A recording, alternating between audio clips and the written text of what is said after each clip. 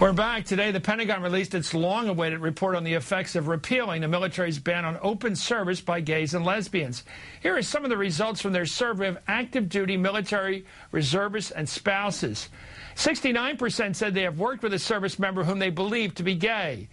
92% said they had either good or neutral feelings about co-workers they have served with whom they believe to be gay. That's a big number. And 70% said a repeal would have either a positive, mixed, or no effect on their ability to work together and get the job done.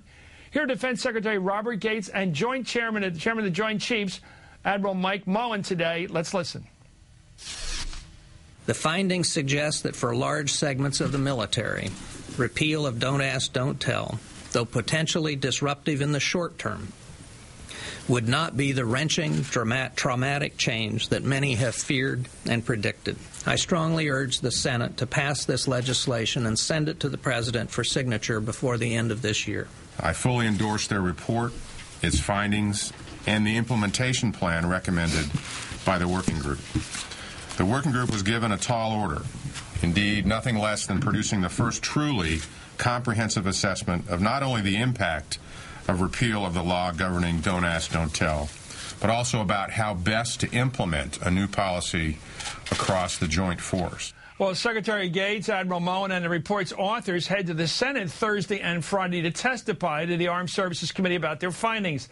The top Republican on that committee is Senator John McCain, the most vocal critic, I must say, of repealing Don't Ask, Don't Tell. We have joining us right now R. Clark Cooper, is the Executive Director of the Log Cabin Republicans, and Aubrey Sarvis is Executive Director of the Service Members Legal Defense Network. Aubrey, you first. Congratulations. I know this has been a cause for you as all those years of your service justifies. What did you find in the report that was good news? What disturbed you, if anything? This was a remarkable day, Chris. Secretary Gates and Admiral Mullen both called for repeal of Don't Ask, Don't Tell in this report.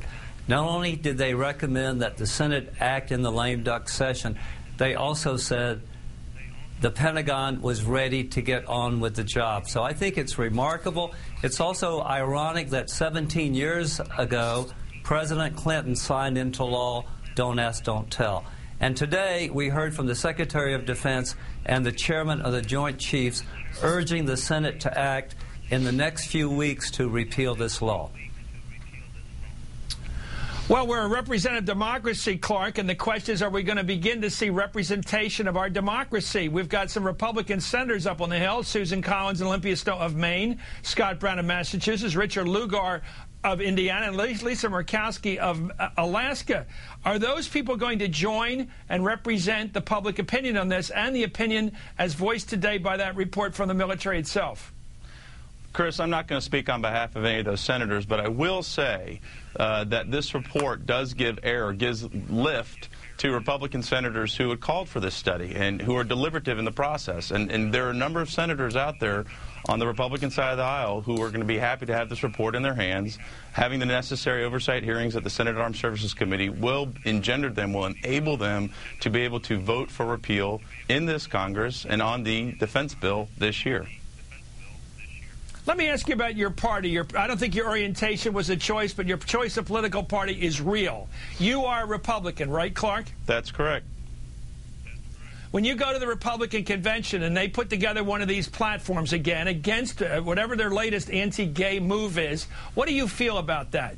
And what do you feel about the fact that the entire Republican Party right now is recalcitrant? They're not willing to represent public opinion or military opinion on this matter. They're not willing to do what the public wants them to do. What's your feeling about that? Well, for starters, Chris, that's a broad brush about the entire party. But I'll go back to your question about... Well, the platform. No, it's not a broad brush. It's what the party speaks. Let's talk about the platform. Or the manifesto, whatever it's called. Each party has one of those in our country and other countries as well. Yeah. That is something that's to be addressed. And obviously, one of our jobs within Log Cabin Republicans as an auxiliary of the party is to be that reminder that we are a party for everyone. We are a party of inclusion, and that inclusion wins. And to focus on individual liberty, individual responsibility, those conservative pillars, those conservative bookends. And so, yes, we've got a huge mantle on our shoulders and a lot of work within the party. But I will say this, let's look at this election cycle in 2010, and we're reminding our fellow Republicans a big reason why a number of Republicans won either as challengers or came back and returned to Congress was because they ran on the economy, they ran on jobs. They did not run on social issues. Running on social issues is a losing proposition. Chris?